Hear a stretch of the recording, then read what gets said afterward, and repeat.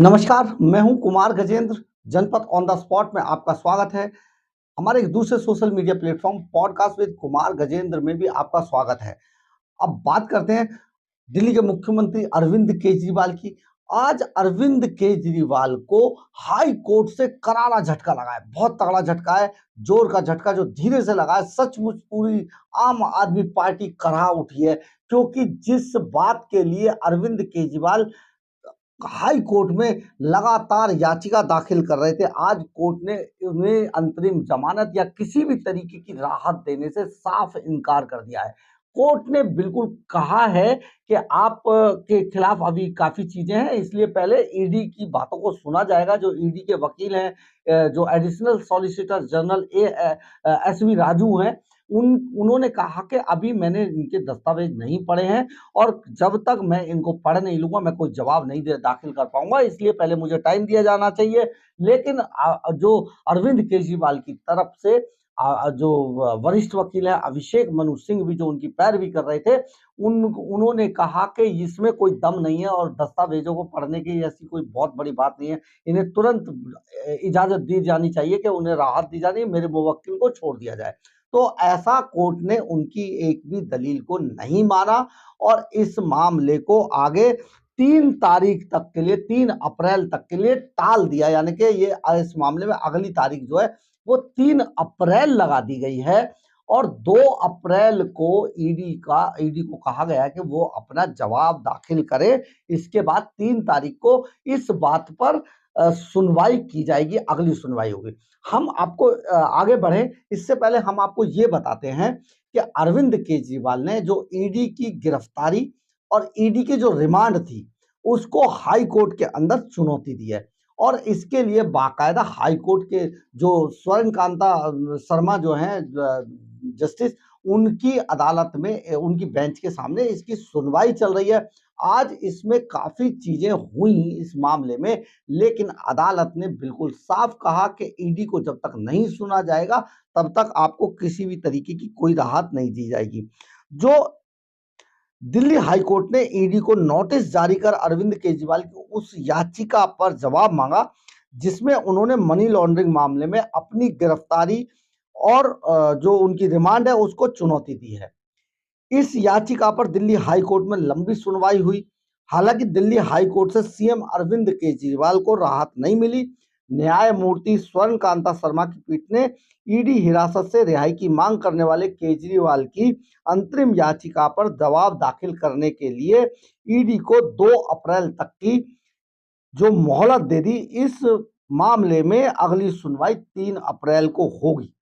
आम आदमी पार्टी के संयोजक जो अरविंद केजरीवाल हैं, अपनी गिरफ्तारी को चुनौती उन्होंने दी थी, जिसके एवज में ये सारी चीजें चल रही थी। आज तो जो बेंच के सामने दोनों तरफ से जो दलीलें दी गई उनमें ईडी की ओर से पेश हुए एसवी जो एडिशनल सॉलिसिटर जनरल हैं एसवी राजू, उन्होंने ये जवाब दाखिल करने से के लिए समय मांगा। उन्होंने कहा कि मुझे समय चाहिए। इसके बावजूद उन्हें एक दिन पहले ही दस्तावेजों की प्रतियां मिली हैं। उन्होंने बताया कि उन्हें अभी जब मिला है तो मैं पढ़ ही नहीं पाया हूँ। इसके बाद ये बात सुनकर अभिषेक मनु सिंघवी ने कहा कि जवाब देने की कोई जरूरत नहीं है।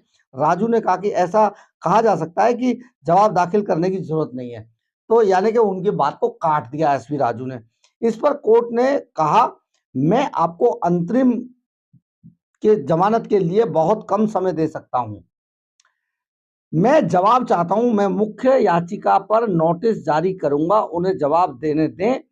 सिंघवी ने कहा कि उन्होंने रिमांड को चुनौती दी है जो गुरुवार को खत्म हो रही है, यानी कि कल 28 तारीख को अरविंद केजरीवाल की रिमांड खत्म हो रही है। अभिषेक मनु सिंघवी ने आगे कहा कि जानबूझकर ईडी समय खराब कर रही है, ये ईडी का हथकंडा है।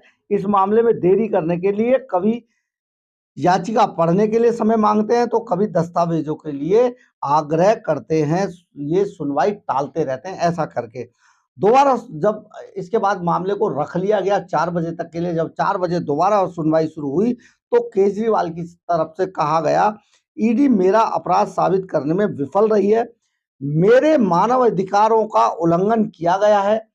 सिंघवी ने लोकसभा चुनाव का मुद्दा भी उठाया। सिंघवी ने कहा कि आदर्श आचार संहिता के दौरान 1 सप्ताह पहले एक मौजूदा मुख्यमंत्री को गिरफ्तार किया जाता है और आप समान खेल के मैदान को बाधित करने के लिए कुछ भी करने के लिए तैयार हैं, तो आप लोकतंत्र के दिल पर चोट कर रहे हैं। ये कहा गया अभिषेक मनु सिंघवी की तरफ से, यानी कि अरविंद केजरीवाल की तरफ से। उन्होंने कहा कि मेरी प्रार्थना है कि मेरे मुवक्किल को अभी रिहा किया जाए, क्योंकि केजरीवाल की गिरफ्तारी की बुनियाद ही गलत है। वरिष्ठ अधिवक्ता ने कहा कि मेरी अंतिम प्रार्थना है। केजरीवाल की याचिका पर न्यायमूर्ति स्वर्ण कांता शर्मा की पीठ ने कहा कि मुख्य मामले में बाद में सुनवाई की जाएगी, लेकिन अभी इसमें नोटिस किया जाता है कि आप 2 अप्रैल को इसमें अपने दस्तावेज, अपना जो जवाब है वो दाखिल कर दें। ईडी को लिया आदेश दिया गया बेंच की तरफ से, और अभिषेक मनु सिंघवी को कह दिया गया कि ये 3 तारीख को अगली सुनवाई इस मामले में होगी। तो ये सारा मामला आज अरविंद केजरीवाल को बहुत उल्टा पड़ा है, और आप ये समझिए कि कल अरविंद केजरीवाल की पेशी है और कल उनकी ईडी एक बार फिर से रिमांड बढ़ाने की मांग करेगी। अब देखना होगा कि उनकी रिमांड कितनी बढ़ाई जाती है। सबसे बड़ी बात यह है, इसमें एक बड़ा पॉइंट सुनिए जो अरविंद केजरीवाल के वकील जिसको उठा रहे हैं, या आम आदमी पार्टी जिसे पॉइंट बना रही है, और जो दिल्ली सरकार इसको पॉइंट बनाकर, पॉइंट आउट करके बार बार इस मसले को उठा रही है। देखिए, इसमें बहुत क्लियर है।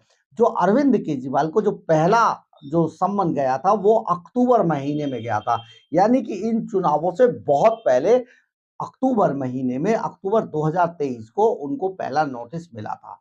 अगर अरविंद केजरीवाल चाहते और इतने ईमानदार होते तो अक्टूबर में ही जाकर बैठ जाते। वो कहते लाइए जी सुनवाई कर दी है, बताइए क्या पूछना है, अगर वो ईमानदार होते। लेकिन अरविंद केजरीवाल की ही ये स्ट्रेटेजी थी कि इस मामले को किसी भी तरीके से टालते हुए चुनावों तक लाया जाए, और चुनावों के बाद चुनावों के अंदर इस मामले को मुद्दा बनाया जाए और बाकायदा इस मुद्दे को भुनाया जाए।